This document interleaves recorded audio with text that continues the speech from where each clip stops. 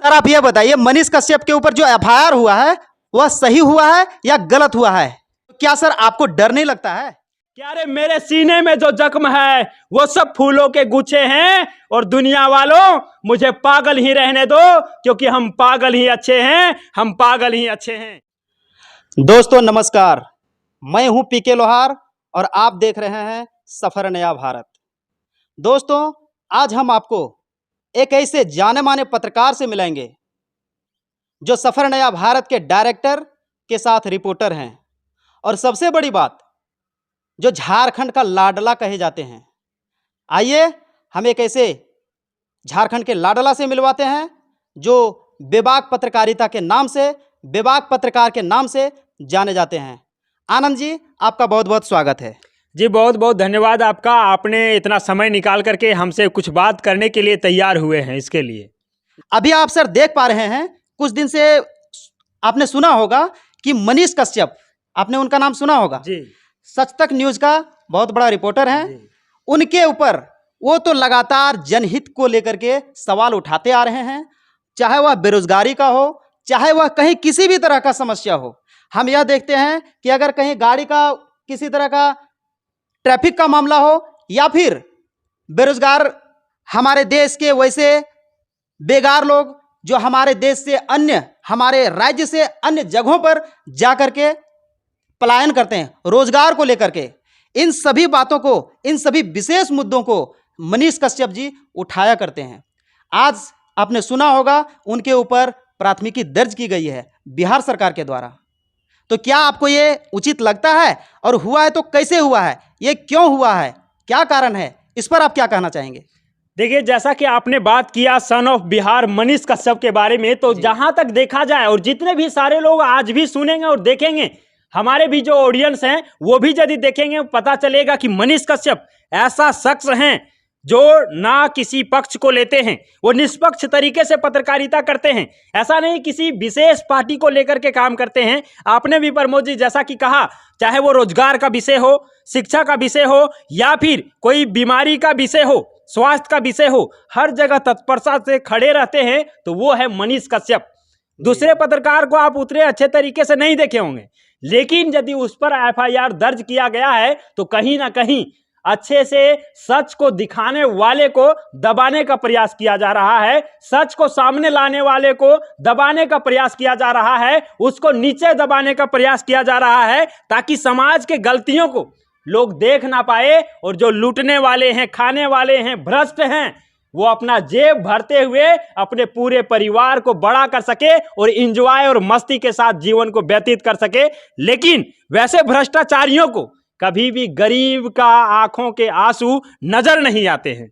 लेकिन वो पत्रकार जब गरीबों के बारे में बोलता है, गरीबों के हक के बारे में लड़ता है, तो वहीं उन सारे भ्रष्ट नेताओं को चुभने लगता है और भ्रष्ट व्यक्तियों के आंखों में चुभने लगता है। तब जाकर के इस प्रकार का काम होता है। सर आपने यह भी देखा कि लोकतंत्र का अगर चौथा स्तंभ है तो वह लोकतंत्र का चौथा स्तंभ मीडिया है, और मीडिया के माध्यम से लोग अपनी आवाज को उठाते हैं। हम इसको एक एग्जाम्पल के तौर पर अगर देखें तो एक अगर घर को बनाया जाता है तो उसमें 4 हम बीम को देते हैं, पिलर को देते हैं, जिसको बोलते हैं कलम। अगर 4 कलम में से अगर उसका एक कलम को हम ढा देते हैं, अगर गिरा देते हैं, उसे डैमेज कर देते हैं, तो आप बताइए सर उस घर की मजबूती में क्या रह जाएगा? इसके बारे में थोड़ा सा बताइए। क्या मीडिया को दबा देने से, मीडिया के माध्यम से लोग अपनी बात को नहीं कह पाएंगे तो लोग अपनी बात को आखिर कैसे कहेंगे? आखिर लोकतंत्र का चौथा स्तंभ है तो मीडिया का बहुत बड़ा रोल है। लोग अगर बोलेंगे नहीं तब पता कैसे चलेगा कि आखिर कहां पर कौन सी समस्या है? इस पर आप क्या कहेंगे? देखिए प्रमोद जी, आप देखेंगे तो शुरू से लेकर के आज तक मीडिया का जो भूमिका रहा है चौथे पिलर के रूप में रहा है। और जैसा कि आपने भी कहा कि चारों पिलर यदि सही रहेंगे, सही सलामत से रहेंगे, तो किसी भी चीज का जो विकास है और उसका जो स्थिरता है वो बना रहेगा। लेकिन किसी एक पिलर के ढह जाने से सारा जो भवन है या फिर कुछ भी कह लीजिए, वो सारा कुछ विनाश हो जाएगा। इसी प्रकार से मीडिया जगत भी है। चौथा पिलर का काम करता है, लेकिन आज यदि उसे दबाने का प्रयास किया जाता है, उसे कम करने का प्रयास किया जाता है, या फिर उसको रोकने का प्रयास किया जाता है, या फिर उसको अपने अनुसार से संचालित करने का काम किया जाता है, तो समझ जाइए कि इसको पत्रकारिता को हम निष्पक्ष नहीं कहेंगे, बल्कि ये कहेंगे कि पत्रकारिता ऐसा बन गया है, जो हम चाहेंगे दिखाना वही दिखेगा, जो हम चाहेंगे दबाना वो दब जाएगा। अच्छा आनंद जी, आपका ध्यान थोड़ा सा हम झारखंड की ओर लाना चाहेंगे जी। आप देख रहे हैं सर कि बेरोजगारी का क्या आलम है, आज बेरोजगारों की क्या स्थिति है, तो इस पर आपका क्या विचार है। हम देखते हैं कि झारखंड से अन्य राज्यों में जाकर के, चाहे वह दिल्ली हो, यूपी हो, उड़ीसा हो, बंगाल हो, अनेक राज्यों में जाकर के यहाँ के मजदूर प्रवास करके विभिन्न तरह का रोजगार के लिए पलायन करते हैं। आखिर इस पलायन को रोकने के लिए कौन कौन सा उपाय हो सकता है, झारखंड सरकार को इस पर आप क्या सलाह देना चाहेंगे और आपका क्या विचार है इस पर। देखिए, सबसे बड़ी बात है और सबसे जो बड़ा समस्या है आज झारखंड में, वो है बेरोजगारी का। बेरोजगारी का समस्या इतना चरम सीमा तक पहुंच गया है कि प्रमोद जी आने वाले कुछ दिनों में आप देखेंगे तो बेरोजगारी का आलम इतना बढ़ जाने वाला है कि लोग भूखमरी का शिकार हो जाएंगे। खाने के लिए उसके पास कुछ नहीं रहेगा। झारखंड में अभी ही देख लीजिए, ना खेती होता है, ना कुछ सिंचाई का साधन है। किसान भी क्या है तो डिपेंड रहते हैं बारिश का मौसम में, सिर्फ हो पाता है तो धान का खेती होता है, गेहूं का खेती ना के बराबर होता है, क्योंकि सिंचाई का व्यवस्था नहीं है। आखिर आदमी करेगा करे क्या। बेरोजगारी इतना बढ़ रहा है, जैसा कि आपने सरकार के बारे में भी बताया, सरकार जिस एंगल से वो आए थे, सरकार जब नहीं बनी थी हेमंत सोरेन की, उस समय उन्होंने अपने ही मैनिफेस्टो में कहे थे कि झारखंड के युवाओं को रोजगार देंगे और 5 लाख युवाओं को रोजगार देने की बात कहे थे। अब बताइए कि जितने भी सारे लोग वोट दिए थे, उनको एक आत्मा में विश्वास था कि हम इस सरकार को बनाएंगे, तो शायद पिछले सरकार ने रोजगार उतने अच्छे तरीके से नहीं दिया, लेकिन इसको बनाने के बाद हमारे भी जो विश्वास है वो कायम रहेगा और हमें रोजगार मिलेगा। लेकिन कहाँ गई वो सरकार? वो सरकार जो छात्रों के हित में बात करने वाली थी, वो सरकार जो कहते थे कि 5 लाख रोजगार देंगे, वो कहाँ चली गई पता नहीं। अब लगता है कि फिर से वो सिर्फ बात जो है वो बयानबाजी का ही होता है, वो कहने का होता है, वो सिर्फ प्रलोभन देने का काम होता है कि छात्र गुमराह हो जाएंगे और कहेंगे कि रोजगार तो देंगे, वोट तो दे देते हैं, उसके बाद अपना झोलिया समेट लेते हैं। कुछ छात्र के हित में नहीं बात होता है। सर, हम जमुआ क्षेत्र का पायोनियर कोर्टिवा एग्रीसाइंस कंपनी से पूरे जमुआ क्षेत्र का प्रतिनिधित्व भी करते हैं। हम इस कंपनी में काम भी कर रहे हैं और प्रत्येक दिन किसानों से मिलना हमारा काम होता है। हम विभिन्न तरह के, आपने जो अभी पिछले बयान में कहा कि सिंचाई का यहाँ पर कोई सुविधा नहीं है जी, ये वास्तविक चीज़ है। हम देखते हैं कि हम जगह जगह पर जाकर के, इस बार आपने देखा होगा कि बारिश की स्थिति क्या है। बारिश का स्थिति इतना बुरा रहा, बारिश पर डिपेंड है यहाँ का मैक्सिमम किसान, और बारिश पर डिपेंड होने की वजह से बारिश अगर नहीं हुई तो उनका खेती सही ढंग से नहीं हो पाता है, और यहाँ का मैक्सिमम किसान बारिश पर निर्भर है। अगर सिंचाई का कुछ सुविधा होता तो शायद हमें लगता है कि वो यहाँ बेहतरीन तरीके से सिंचाई करके और खेत में अपना अनाज को उपजा सकते थे। और किसान अगर मेहनत करता है तो इस पृथ्वी पर बोलिए सबसे ज्यादा मेहनत करता है। देखिए प्रमोद जी, अभी आपने बोला कि किसान जो है ये कर सकता है, लेकिन किसान ये सिंचाई का व्यवस्था तो नहीं कर सकता है ना। नहीं कर सिंचाई का व्यवस्था सरकार को ही हर एंगल से करना चाहिए। जी जी जी। सरकार जो है अभी किसानों को लेकर के सोया हुआ है। सरकार बोले थे कि हम किसानों का सरकार है, हम बेरोजगारों का सरकार हैं, हम पिछड़े लोगों के सरकार हैं, हम असहायों का सरकार हैं, लेकिन जब सरकार बन गया तो वो अपना सरकार है, किसी और का सरकार नहीं है। वो पहले अपने बारे में सोचेंगे, फिर किसी के बारे में सोचेंगे। यही हालत है। आप स्टूडेंट को देख लीजिए, रोज धरना प्रदर्शन होता है, रोज रैली निकालते हैं। क्यों भाई, क्यों ऐसा हो रहा है? तो उसका कारण पता चलता है कि रोजगार नहीं मिल रहा है। जिस उम्मीद से सरकार को बनाए थे, कहीं ना कहीं वो सरकार उन सारे छात्रों के उम्मीद पर पानी फेरने का काम कर रहे हैं, गुमराह करने का काम कर रहे हैं कि नियोजन नीति आएगा। लेकिन सर, आपने अभी तक देखा कि झारखंड सरकार के बारे में आपने कहा, उनकी कमियां को आपने बताया। क्या सेंट्रल गवर्नमेंट के ऊपर यह सवाल नहीं उठता है? बिल्कुल। क्या नरेंद्र मोदी जी ने यह सवाल नहीं किए थे? ये लोगों से अपने मैनिफेस्टो में नहीं कहे थे प्रत्येक साल रोजगार देंगे लोगों को? आज क्या हमारे केंद्रीय लेवल पर भी बेरोजगारी का समस्या क्या है, इस पर भी प्रकाश डालें। देखिए, बात यहाँ पे ये है प्रमोद जी, आप देखेंगे यदि गौर से तो सरकार चाहे कोई भी हो या फिर राज्य स्तर का हो या सेंट्रल हो, सभी लोग बस प्रलोभन देते हैं, आश्वासन देते हैं कि अगर हमारे सरकार बनने के बाद इतने सारे लोगों को रोजगार देंगे, इतने सारे किसानों को मदद करेंगे। लेकिन क्या हो पाता है? क्या वो प्रलोभन ही रह जाता है। आश्वासन सिर्फ आश्वासन तक ही सीमित रह जाता है। सेंट्रल गवर्नमेंट ने भी कहा था 2 करोड़ युवाओं को रोजगार देंगे प्रत्येक साल वो भी, लेकिन कहां गया? शायद आज तक भी 2 करोड़ रोजगार दे दिए होते तो हमारे भी देश में बेरोजगारी का जो आलम है वो थोड़ा कम हो पाता। लेकिन कहीं ना कहीं सरकार मुकर जाती है अपने वादों से। कहीं ना कहीं सरकार अपने जो भी मैनिफेस्टो है उसमें जो वादा किए हैं उससे मुकर जाते हैं। कहने का बड़ा बड़ा तो फेंक लेते हैं लेकिन उतना कर नहीं पाते हैं। तो हमको जहां तक लगता है प्रमोद जी, उतना ही कहा जाए जहां तक करने का, जहां तक कर सकते हैं। जी बिल्कुल, ये चीज है। आनंद जी, जैसा कि आप जानते हैं कि मनीष कश्यप के ऊपर एफआईआर हुआ है। वे बेबाकी तरीके से सवाल को उठाते थे और लोगों की आवाज को, जनहित की आवाज को हमेशा उठाते थे। आज उनके ऊपर एफआईआर हुआ है और कल बिहार के बेतिया जिला के जगदीशपुर ओपी में सरेंडर भी किया है। तो क्या सर आपको डर नहीं लगता है?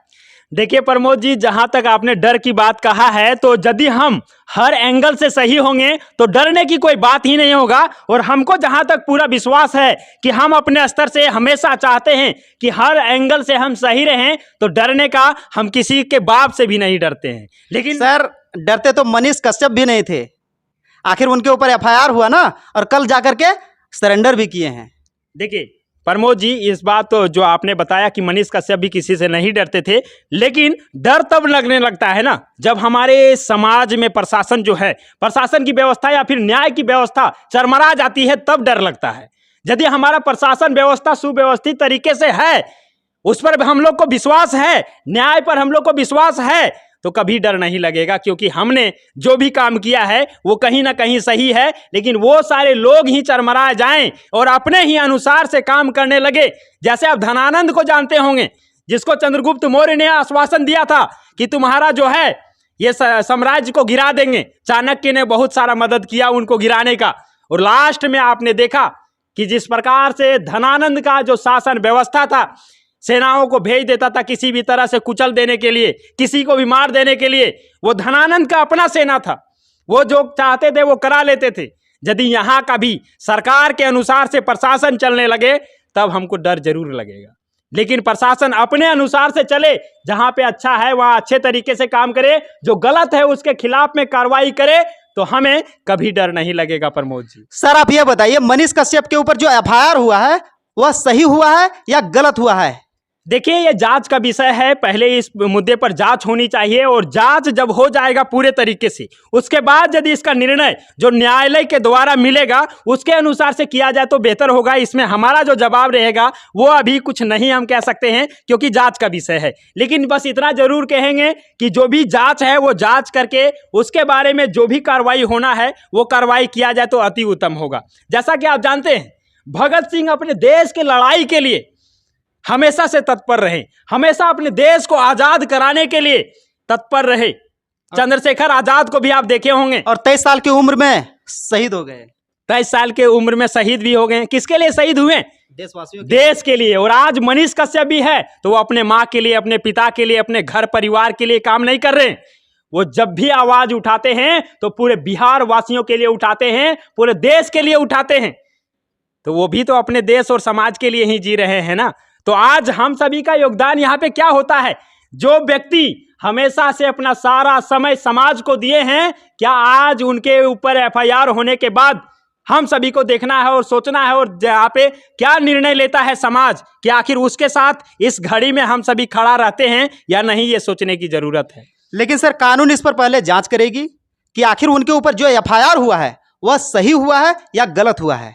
यह फिलहाल जांच का विषय है, इस पर आगे कुछ भी कहना हमें जल्दबाजी होगा। देखिए, भगत सिंह जब जेल में गए थे, अंग्रेजों ने पकड़ करके जेल ले गया था उसको, और जेल में कह रहा था, भारत के ही सेना थे, भारत के सेना कह रहे थे, भगत सिंह तुम तो चाहते हो कि अपने देश को आजाद करा लो, लेकिन इतना आसान नहीं है देश को आजादी करना। अंग्रेजों ने जकड़ करके रखा है, पकड़ करके रखा है, सारा प्रशासन व्यवस्था अंग्रेजों का है। आप चाह रहे हो कि देश को आजाद करा लेंगे तो ये मुश्किल है। और उसके ऊपर कोड़े बरसाए जाते थे, मारा जाता था, पीटा जाता था, उसको प्रताड़ित किया जाता था ताकि वो अपने आंदोलन से हट जाए। और मनीष कश्यप के ऊपर कहीं ना कहीं यही हो रहा है। और उस समय भगत सिंह ने कहा था कि हम देश को आजाद कराने के लिए निकले हुए हैं, तो जब तक हम देश को आजाद नहीं करा लेते हैं तब तक हम रुकने वाले नहीं हैं, क्यों ना इसमें हमारा जान भी चला जाए। और उन्होंने कहा था सर कि हमारे सीने में जो जख्म है वो सब फूलों के गुच्छे हैं। जब अंग्रेजी सेना और भारत के सेना उसको प्रताड़ित करके कहते थे कि तुम पागल हो गए हो, देश आजाद नहीं होगा, तब भगत सिंह कहते थे कि अरे मेरे सीने में जो जख्म है वो सब फूलों के गुच्छे हैं, और दुनिया वालों मुझे पागल ही रहने दो, क्योंकि हम पागल ही अच्छे हैं, हम पागल ही अच्छे हैं। और आज कहीं ना कहीं वो बातें मनीष कश्यप पर भी बैठ रहा है। दुनिया वालों कहते हैं, चाहे प्रशासन हो चाहे सरकार हो, कहता है कि गलत हो, लेकिन उन्होंने जो ठान रखा है। लेकिन सर मनीष कश्यप के बारे में आप जो बोल रहे हैं, ये हमने पहले कहा कि यह जल्दबाजी होगा, यह जांच का विषय है कि आखिर मनीष कश्यप को फंसाया गया है या फिर उन्हें गलत तरीके से फंसाया गया है। देखिए, ये फिलहाल जांच का विषय है। इस पर मैंने पहले ही कहा कि कुछ भी कहना जल्दबाजी होगा। नहीं सर, मैंने यहाँ पे हमने भी कहा कि जांच का ही विषय है, लेकिन जिस प्रकार से हमने एग्जाम्पल दिया कि आने वाले कई दिनों में इस प्रकार के होने वाले हैं और बीते कई दिनों में हो चुका है, वही हमने एग्जाम्पल दिया कि कहीं ना कहीं प्रशासन व्यवस्था चरमरा जाए तो कहीं ना कहीं किसी को भी सजा किसी भी तरह से दिया जा सकता है। ये चीजें हैं। सर आप अंत में क्या कहना चाहेंगे, क्या संदेश देना चाहेंगे पूरे देशवासियों को? आज पत्रकारिता जगत को पूरी तरह से कहीं ना कहीं उसे दबाया जा रहा है, इस पर आप अंत में आपका क्या रिप्लाई होगा? देखिए सर, पत्रकारिता जगत में वैसे ही लोग टिक पाते हैं जिनका मोटिव क्लियर होता है। जिनका मोटिव क्लियर है वही टिक पाएंगे, नहीं तो उनको कहीं ना कहीं दबाने का प्रयास किया जाएगा। बहुत सारे मुश्किलें हैं, बहुत सारे समस्याएं हैं, और हम इसीलिए कहते हैं कि मुश्किलों से भाग जाना आसान होता है। मुश्किलों से भाग जाना आसान होता है, हर पहलू जिंदगी का इम्तिहान होता है, और डरने वालों को मिलता नहीं कुछ जिंदगी में, और लड़ने वालों के कदमों में जहान होता है। प्रमोद जी, आप यदि लड़ने वाले में हैं तो आपके ही कदम में जहान होने वाला आने वाले दिनों में।